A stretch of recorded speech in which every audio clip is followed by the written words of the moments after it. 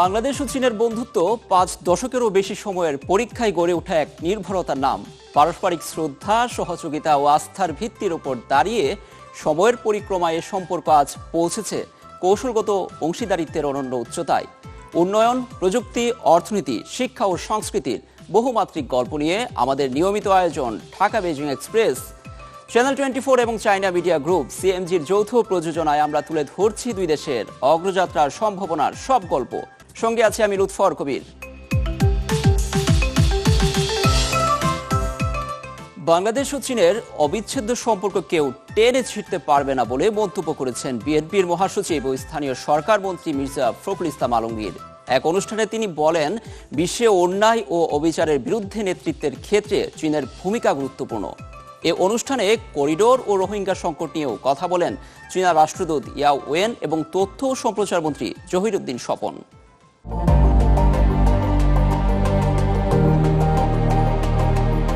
বাংলাদেশের প্রধানমন্ত্রী তারেক রহমানের সম্প্রতি ঐতিহাসিক চীন সফর এবং বাংলাদেশ চীন বন্ধুত্বের দীর্ঘস্থায়ী সম্পর্ক ঘিরে শনিবার Bangladesh China friendship association BCFA এর আয়োজনে হয়ে গেল এক বিশেষ অনুষ্ঠান। রাজধানী ঢাকার প্যান প্যাসিফিক সোনারগাঁয়ে সকাল 11:30টার দিকে শুরু হওয়া অনুষ্ঠানে প্রধান অতিথির বক্তব্য রাখেন স্থানীয় সরকার, পল্লী উন্নয়ন ও সমবায় মন্ত্রী এবং বাংলাদেশ জাতীয়তাবাদী দল বিএনপি মহাসচিব মির্জা ফখরুল ইসলাম আলমগীর।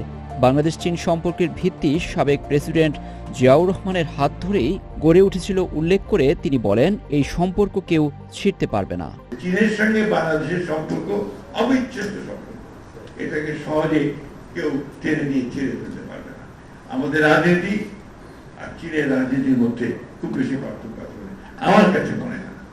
আজকে দেখুন আপনার গোটা পৃথিবীতে চীনের যে রাজনীতি, সেই রাজনীতির দিকে কিন্তু আমাদের মতো দেশগুলো যারা আমরা একটু কম শক্তিশালী, দুর্বল, আমরা কিন্তু একটা বাধ্য হয়েই আমরা কিন্তু তাদের দিকে যাচ্ছি। ব্যবসা বাণিজ্য, আমাদের সিকিউরিটি, সব প্রশ্নে আমরা যাচ্ছি। অনুষ্ঠানে বিশেষ অতিথির বক্তব্যে বাংলাদেশে নিযুক্ত চীনের রাষ্ট্রদূত ইয়াও ওয়েন ঢাকা বেজিং সম্পর্ক এখন অন্য যে কোনো সময়ের চেয়ে অনন্য উচ্চতা হিসেবে বর্ণনা করেন। এছাড়া রোহিঙ্গা সংকট মোকাবিলায় তার দেশ বাংলাদেশের পাশে আছে বলেও জানান তিনি। বাংলাদেশ ও চীনের সম্পর্ক বর্তমানে ইতিহাসের অন্যতম সেরা পর্যায়ে। এখন সাম্প্রতিক উচ্চ পর্যায়ের সফর দুদেশের কৌশলগত অংশীদারিত্বকে আরও শক্তিশালী হয়েছে। এছাড়া তিস্তা নদী মহাপরিকল্পনা বাস্তবায়নে আন্তরিকভাবে কাজ করছে চীন। বাংলাদেশ চীন মিয়ানমার অর্থনৈতিক করিডোর BCM নিয়ে কাজ এগিয়ে যাচ্ছে। পাশাপাশি চীনের উচ্চগতির রেল প্রযুক্তি বাংলাদেশে ব্যবহারের সম্ভাবনাও গুরুত্বের সঙ্গে বিবেচনা করা হচ্ছে। অনুষ্ঠানে বাংলাদেশের তথ্য ও সম্প্রচার মন্ত্রী জহিরুদ্দিন স্বপন বলেন, ভূ রাজনীতি নয়, বরং আমদানি রপ্তানি, রেমিট্যান্স ও জনশক্তি রপ্তানির মতো অর্থনৈতিক নিয়মগুলোকেই বাংলাদেশের বৈদেশিক ও কূটনৈতিক নীতির মূল ভিত্তি। কথা বলেন করিডোর নিয়েও। চীন, মিয়ানমার, বাংলাদেশ এবং ভারতের মধ্যকার সড়ক যোগাযোগ ব্যবস্থাটি অনেক আগে চূড়ান্ত করা হয়েছিল, কিন্তু কিছু জটিল সমস্যার কারণে এটি আটকে ছিল। অবশেষে বাংলাদেশ এবং চীন একমত হয়েছে যে আমরা চীন, মিয়ানমার এবং বাংলাদেশের মধ্যে এই যোগাযোগ ব্যবস্থাটি চালু করতে প্রস্তুত। তিনি আরও বলেন, বাংলাদেশের এই অর্থনৈতিক অগ্রযাত্রায় অন্যতম প্রধান কৌশলগত ও নির্ভরযোগ্য অংশীদার হতে পারে চীন। অনুষ্ঠানে বেসামরিক বিমান পরিবহন ও পর্যটন মন্ত্রণালয়ের প্রতিমন্ত্রী রাশেদুজ্জামান মিল্লাত সহ সরকারি কর্মকর্তা, কূটনীতিক, শিক্ষাবিদ, গবেষক, ব্যবসায়ী, সাংবাদিক, রাজনৈতিক ব্যক্তিত্ব ও সুশীল সমাজের প্রতিনিধিরা অংশ নেন। ক্যান্সার শনাক্ত ও চিকিৎসায় কৃত্রিম বুদ্ধিমত্তার ব্যবহার চিকিৎসা বিজ্ঞানে নতুন সম্ভাবনার দ্বার খুলছে। চীনের চিকিৎসকরা বলছেন, জিনগত পরিবর্তন বিশ্লেষণ থেকে সব ক্ষেত্রেই চিকিৎসকদের সিদ্ধান্ত নিতে সহায়তা করছে AI। ভবিষ্যতে এই প্রযুক্তির অগ্রগতিতে ক্যান্সার আর দুরারোগ্য প্রাণঘাতী রোগ নয়, বরং নিয়ন্ত্রণযোগ্য বলে আশা করছেন দেশটির বিশেষজ্ঞরা। ক্যান্সারমারী আতঙ্ক, অনিশ্চয়তার সবশেষ মৃত্যু। রোগ নির্ণয়ের পর বেশিরভাগ সময় চিকিৎসকরা খুব একটা সময় পান না। তবে আজ প্রযুক্তির অগ্রগতিতে বদলাচ্ছে সেই চিত্র।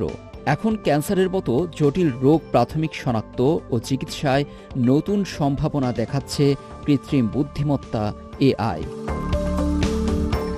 চিকিৎসা বিজ্ঞানে এই প্রযুক্তির ব্যবহার মরিজ্ঞান টিউমারের রোগ নির্ণয় ও চিকিৎসা পদ্ধতিতে মৌলিক পরিবর্তন এনেছে, এমনটাই জানালেন চিকিৎসা বিশেষজ্ঞ।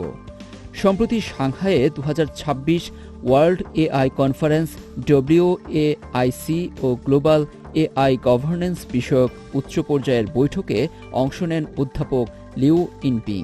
সম্মেলনে পার্শ্ব ফোরামে কথা বলেন রেঞ্চি হাসপাতালের এ অধ্যাপক। পিত্তথলি ও অগ্ন্যাশয়ের ক্যান্সারকে ক্যান্সারের রাজা বলা হয়, কারণ এসব ক্যান্সারের প্রাথমিক উপসর্গ অনেক সময় পরিষ্কারভাবে বোঝা যায় না, ফলে রোগ শনাক্তের আগেই অনেক দেরি হয়ে যায়। আমার মতে প্রাথমিক স্ক্রিনিং ও দ্রুত শনাক্তকরণে এআই গুরুত্বপূর্ণ ভূমিকা রাখবে। আর পিত্তথলির ক্যান্সার শনাক্তে এআই ভিত্তিক একটি নতুন মডেল তুলে ধরেন এ চিকিৎসক। পিত্তথলির ক্যান্সারের নির্ণয় ও প্রাথমিক শনাক্তকরণে এআই চালিত ডায়াগনস্টিক মডেল তৈরি করেছি, যার মধ্যে সেগমেন্টেশন সিস্টেম এবং একটি মাল্টিমোডাল ডায়াগনস্টিক সিস্টেম রয়েছে। যখন চিকিৎসক contrast enhanced CT scan image দেখেন, তখন খালি চোখে তারা বিভিন্ন আভা দেখতে পান, কিন্তু এআই আরও সূক্ষ্মভাবে এবং বিশ্লেষণের জন্য সঠিক মান বের করতে পারে। মানুষ চোখ দিয়ে দেখে যে সিদ্ধান্ত নিতে পারে, তার চেয়ে আরও ভালো ফলাফল দিতে পারে এআই। কৃত্রিম বুদ্ধিমত্তার সহায়তায় ভবিষ্যতে ক্যান্সার আর আতঙ্কের কারণ হবে না মনে করছেন বিশেষজ্ঞরা। এদিকে চীনের দুর্গম গ্রামীণ এলাকায় চিকিৎসা সেবার ঘাটতি পূরণে নতুন সম্ভাবনা তৈরি করছে এআই। কুইচু প্রদেশের ফুয়ান কাউন্টিতে এআই দিয়ে গ্রামের চিকিৎসক আরও নির্ভুলভাবে রোগ শনাক্ত করছেন, ফলে ছোটখাটো অসুস্থতার চিকিৎসা গ্রামেই সম্ভব হচ্ছে। রোগীদেরও দীর্ঘ পথ পাড়ি দিয়ে আর যেতে হচ্ছে না দূরের হাসপাতালে। এতে একদিকে যেমন কমছে খরচ, অন্যদিকে ভোগান্তিও কমছে। দুর্গম পাহাড়ি পথ মারিয়ে কয়েক ঘন্টার যাত্রা। চীনের দক্ষিণ পশ্চিমের অনেক গ্রামের মানুষের কাছে চিকিৎসা নিতে জেলা বা বড় শহরের হাসপাতালে যাওয়া ছিল একসময় নিয়মিত ঘটনা। এখানেই শেষ নয়, গ্রামের চিকিৎসক রোগ নির্ণয়ে ব্যর্থ হলে রোগীকে পাঠানো হতো দূরের কোনো হাসপাতালে। তবে কৃত্রিম বুদ্ধিমত্তার ব্যবহারের বদলে দিয়েছে সেই বাস্তবতা। কুইচু প্রদেশের ফুআন কাউন্টিতে এখন গ্রামীণ চিকিৎসকদের সঙ্গে আছে এআই। রোগ নির্ণয়, চিকিৎসা ও রোগী ব্যবস্থাপনায় প্রযুক্তির সহায়তা আরও দ্রুত ও নির্ভুল সিদ্ধান্ত সহজ করে দিয়েছে। এখন রোগ নির্ণয়ে গ্রামীণ চিকিৎসকদের সহায়তা করছে এআই, ফলে নির্ভুলভাবে রোগীদের ওষুধ দিতে পারছেন তারা। এতে আর যেতে হচ্ছে না দূরের হাসপাতালে।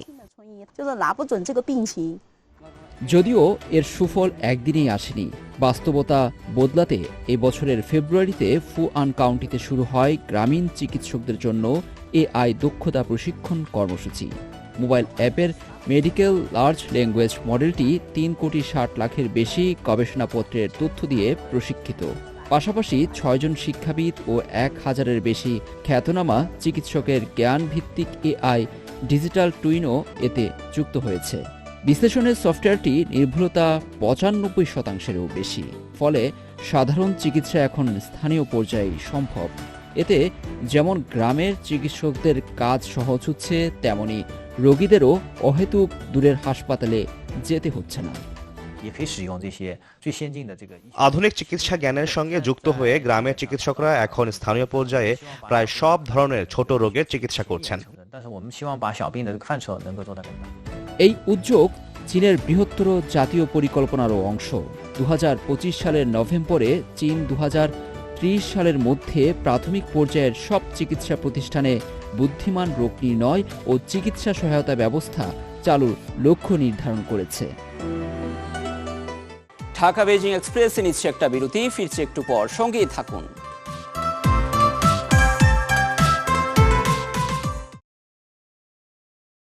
বিরতির পর আবারও স্বাগত ঢাকা বেজিং এক্সপ্রেসে, সঙ্গে আছি আমি লুৎফর কবির। একসময় মেড ইন চায়না বললেই চোখের সামনে ভেসে উঠত অনেক বেশি উৎপাদন আর কম দামের পণ্য। তবে সেই ধারণা এখন বদলাচ্ছে দ্রুত। চীনের তরুণ ডিজাইনাররা তৈরি করছেন নিজস্ব ব্র্যান্ড, যেখানে মান, নকশার স্থানীয় সংস্কৃতির মিশেলে তৈরি করছে নতুন পরিচয়। দেশীয় বাজার পেরিয়ে এসব ব্র্যান্ড এখন জায়গা করে নিচ্ছে বিশ্ব দরবারেও। চলুন দেখে আসি প্রতিবেদনে। একটি পোশাক শুধু পোশাক নয়, এর সঙ্গে জড়িয়ে থাকে অনেক গল্প আর সংস্কৃতি। কখনো তা বহন করে একটি দেশের পরিচয়ও। চীনের সাংহাইয়ের এই ফ্যাশন স্টোরে আধুনিক কাটিং, উন্নত কাপড় আর ঐতিহ্যবাহী চীনা নকশার সমন্বয়ে তৈরি এমন সব পোশাক নজর কাড়ছে দেশি বিদেশি ক্রেতাদের। শুধু চীনের বাজার নয়, বিদেশি ক্রেতার কাছেও বাড়ছে নানা ব্র্যান্ডের কদর।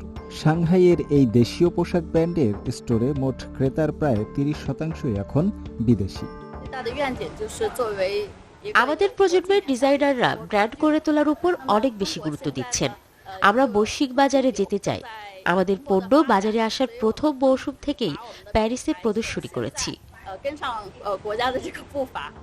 তরুণ ডিজাইনারদের স্বপ্ন চীনা ব্র্যান্ডকে বিশ্ব দরবারে পরিচিত করে তোলা। সেই স্বপ্ন বাস্তবে রূপ দিতে ঐতিহ্য ও আধুনিকতাকে তুলে ধরেছেন একসঙ্গে। চীনের চামড়াজাত পণ্যের ব্র্যান্ডেও আধুনিক নকশার পাশাপাশি দেখা যাচ্ছে চীনা সংস্কৃতির নিজস্ব ছাপ। আমাদের বড় স্বপ্ন হলো একটি চীনা লেদার গুডস আন্তর্জাতিক ব্র্যান্ড করে তোলা। চীনে এখন পর্যটন বাড়ছে। এই সুযোগ কাজে লাগিয়ে দেশের উন্নয়নের সঙ্গে তাল মিলিয়ে আমাদের ব্র্যান্ডকে চীন থেকে বিশ্বের বাজারে পৌঁছে দিতে চাই। আন্তর্জাতিক বাজারে পৌঁছাতে ডিজিটাল প্ল্যাটফর্মও হয়ে উঠেছে বড় হাতিয়ার। এসব প্ল্যাটফর্মেও দাপট দেখাচ্ছে চীনা নিজস্ব পণ্য। বিশ্ববাজারে দিন দিন বাড়ছে পরিবেশ বান্ধব ও স্বল্প খরচের যানবাহনের কদর। আর সেই সুযোগ কাজে লাগিয়ে বাজারে নিজেদের জায়গা আরও শক্ত করে নিচ্ছে চীনের 3 চাকার বৈদ্যুতিক বাহন নির্মাতারা।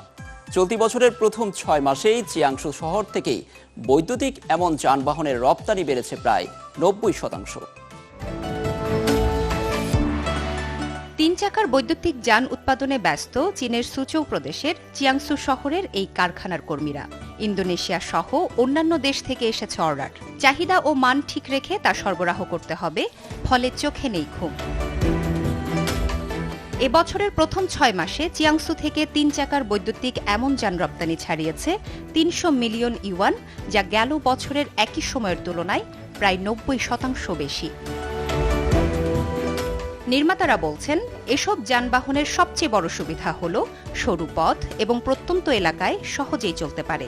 তাই ইউরোপ, দক্ষিণ পূর্ব এশিয়া, আফ্রিকা এবং দক্ষিণ আমেরিকার মতো অনেক দেশে কৃষিকাজ এবং পণ্য পরিবহনেও বাড়ছে এর কদর। বাজার চাহিদা বিবেচনায় এখন শুধু পণ্যবাহী গাড়ি তৈরিতেই সীমাবদ্ধ থাকছে না। পরিবেশ বিবেচনায় বৈদ্যুতিক সুইপার, মোবাইল ফুড ট্রাক, পর্যটন কেন্দ্রে চলাচলের যান এবং অন্যান্য বিশেষায়িত বৈদ্যুতিক যানবাহনও উৎপাদনে যাচ্ছেন নির্মাতারা। এই সুইপার ঝাড়ু দেয়, পানি ছিটায় এবং ধুলা নিয়ন্ত্রণে মিস্ট ক্যানন ব্যবহার করে। এমন একটি সুইপার 1 ডজনেরও বেশি শ্রমিকের কাজ করতে পারে। প্রযুক্তিতেও জোর দিচ্ছে প্রতিষ্ঠানগুলো। নতুন মডেলের এসব পরিবহনে যুক্ত হচ্ছে smart display, intelligent control system এবং উন্নত সংযোগ প্রযুক্তি, যা ব্যবহারকারীদের আরও আধুনিক অভিজ্ঞতা দিচ্ছে। শুধু যানবাহন নয়, বেড়েছে যন্ত্রাংশ রপ্তানিও। বছরের প্রথমার্ধে যন্ত্রাংশ রপ্তানি হয়েছে প্রায় 160 মিলিয়ন ইউয়ান, যা আগের বছরের তুলনায় 10% বেশি। চিয়াংসু শুল্ক বিভাগ জানিয়েছে, বর্তমানে দক্ষিণ পূর্ব এশিয়া, আফ্রিকা, দক্ষিণ আমেরিকা ও মধ্য এশিয়া সহ 130টিরও বেশি দেশে ছাড়িয়েছে রপ্তানি।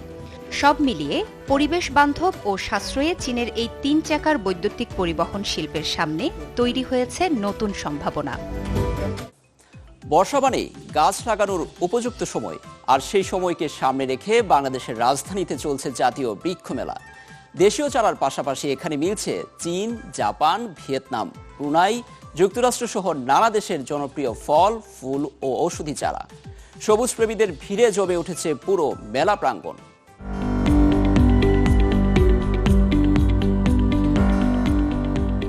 সবুজে সাজানোর আহ্বান নিয়ে বাংলাদেশের রাজধানীতে চলছে মাসব্যাপী জাতীয় বৃক্ষ মেলা 2026। বৃক্ষরোপণে সাজায় দেশ, সবার আগে বাংলাদেশ, এই প্রতিপাদ্যকে সামনে রেখে আয়োজিত এই মেলায় এবার প্রকৃতি প্রেমীদের প্রধান আকর্ষণ হয়ে উঠেছে চীনের নান্দনিক ফুল ও ফলের গাছ। কংক্রিটের এই শহরে এক টুকরো সবুজের খোঁজে দিনভর বৃষ্টির পরেও প্রতিদিন মেলা প্রাঙ্গণে ভিড় জমাচ্ছেন বৃক্ষপ্রেমীরা। পুরাতন বাণিজ্য মেলার মাঠে আয়োজিত এই আয়োজনে মেলায় রয়েছে 120টি স্টল। এবারে মেলায় নার্সারিগুলো পসরা সাজিয়েছে দেশি বিদেশি নানা প্রজাতির ফলদ, বনজ, ঔষধি এবং বাহারি সব আলংকারিক গাছের। বিশেষ করে নজর কাটছে দৃষ্টিনন্দন বনসাই, ছাদ বাগানের জন্য উপযুক্ত বিভিন্ন জাতের রঙিন আম, মাটি ছাড়াই বেড়ে ওঠা এয়ার প্লান্ট এবং পরিবেশ বান্ধব নান্দনিক টবের কালেকশন। তবে এখানে দেশীয় প্রজাতির পাশাপাশি মেলাকে বৈচিত্র্যময় করে তুলেছে চীনা জাতের উদ্ভিদ। দেশীয় প্রজাতির পাশাপাশি এখানে মিলছে চীনা জাতের আপেল, লিচু, নাশপাতি, পিচ, বরই, ড্রাগন ফল, বিভিন্ন আলংকারিক গাছ এবং বাহারি ফুলের চারা। উন্নত ফলন, আকর্ষণীয় বৈশিষ্ট্য ও সহজ পরিচর্যার কারণে এসব গাছের প্রতি আগ্রহ দেখাচ্ছেন ক্রেতারা। আমাদের বাসায় আমাদের ছোট বারান্দা, ওখানেও আমরা গাছ লাগাই। আর এখানে তো অনেক বড় একটা নার্সারি, এখানে অনেক সুন্দর সুন্দর গাছ আছে, ফুলের গাছ, বিশেষ করে ফলের গাছগুলো অনেক সুন্দর। কিছু ইনডোর প্ল্যান্টগুলো আছে যেগুলো পাতাবাহার হিসাবে আমরা ঘরেও রাখতে পারি, বাইরে উজ্জ্বল আলোতে রাখতে পারি, বেশ ভালো। বিক্রেতারা জানান, সাম্প্রতিক বছরগুলোতে বাংলাদেশের আবহাওয়া ও জলবায়ুর সাথে চমৎকারভাবে মানিয়ে নিয়েছে চীনের এই উন্নত জাতগুলো। ফলে ছাদ বাগান ও ছোট পরিসরের বাগান প্রেমীদের কাছে এগুলোর চাহিদা এখন আকাশচুম্বী। এবারে মেলা চায়না থেকে আমাদের আনা আছে হলে নাশপাতি, আপেল, তারপর হচ্ছে কিউই, আরও রয়েছে বিভিন্ন ধরনের ইনডোর প্ল্যান্ট। আর এছাড়া আমাদের হলে চায়না, থাইল্যান্ড এবং ভিয়েতনাম, মালয়েশিয়া এসব দেশ থেকে মাদার প্ল্যান্ট এনে উৎপাদিত কলমের চারা রয়েছে। আমার এখানে আপনার সিনের গাছ আছে, আপনার যেমন কি চায়না জামরুল আছে, লাল ছোটটা এরকম থকাতক হয় আঙ্কুর ফলের মতন। আর একটা স্ট্রবেরি পেয়ারা আছে, গাছ ছোট থাকে, এটাও ছোট ছোট আঙ্কুর ফলের মতন অনেক। এগুলো মোটামুটি বিক্রি হইতেছে, কাস্টমার নিতে আছে ছোট ছোট গাছ। চাইনিজ অ্যান্থোরিয়াম ফুল সেগুলো আনছি, আর কাস্টমার খুব ভালোই আসতেছে। আর এই যে আমগুলো দেখতে পাচ্ছেন, এগুলো হচ্ছে চিয়াংমাই আম, আমাদের দেশে খুব ভালো ফলন হচ্ছে, লাল কালার আম। ক্রেতা দর্শনার্থীরা এটা খুবই পছন্দ করছে। এক ছাদের নিচে দেশি বিদেশি গাছের এই মেলবন্ধন প্রকৃতি প্রেমীদের দিচ্ছে নতুন অভিজ্ঞতা। আগামী 8 আগস্ট পর্যন্ত চলা এই মেলায় পরিবেশ সচেতনতা বাড়ার পাশাপাশি চীন ও বাংলাদেশের এই সবুজ মৈত্রী ছাদ বাগানীদের যোগাবে নতুন অনুপ্রেরণা, এমনটাই প্রত্যাশা আয়োজকদের। ঢাকা বেইজিং এক্সপ্রেস আজ এ পর্যন্ত। চীন ও বাংলাদেশের দ্বিপাক্ষিক সম্পর্ক এবং নানা ঘটনার প্রবাহ নিয়ে আবার দেখা হবে পরবর্তী পর্বে একই দিনে একই সময়ে চ্যানেল 24-এ। সেই পর্যন্ত ভালো থাকুন, সুস্থ থাকুন, শুভরাত্রি।